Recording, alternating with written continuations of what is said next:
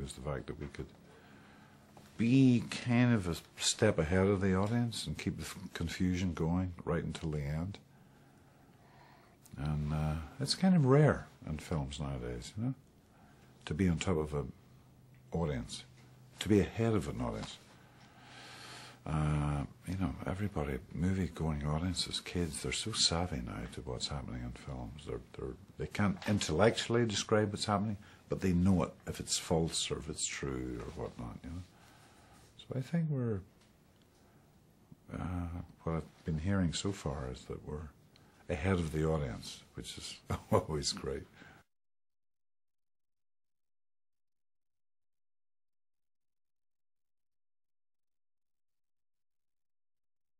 Submerged myself in cold, ice-cold baths and stuff, because I knew Berlin was very, very cold and shivery, so I thought I'll build up my body's defense by trying to be in cold baths as long as I can take it, you know. And it stood me in good stead, because there was a flu virus going around Berlin at the time. A lot of the crew were dropping off like flies, and some of us stayed healthy, you know, and I attribute that to that submersion in ice water.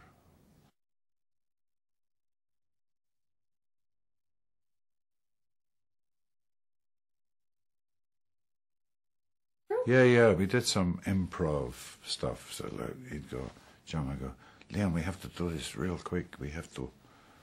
I said, okay, well, where's the camera? What do I have to do? Jump out of the van and come around the corner and, you know, look here, there's lots of real Berlin people there, not extras. I was like, yeah, okay, let's do it. Sure, we can do that.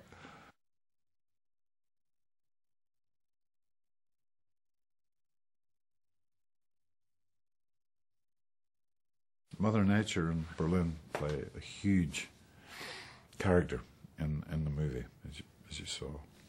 It's very, very important. You couldn't do it in the studio, you know. You do know you're in streets, very dubious streets too in Berlin. You don't know what's around the corner, you know. And a set can't quite create that, you know.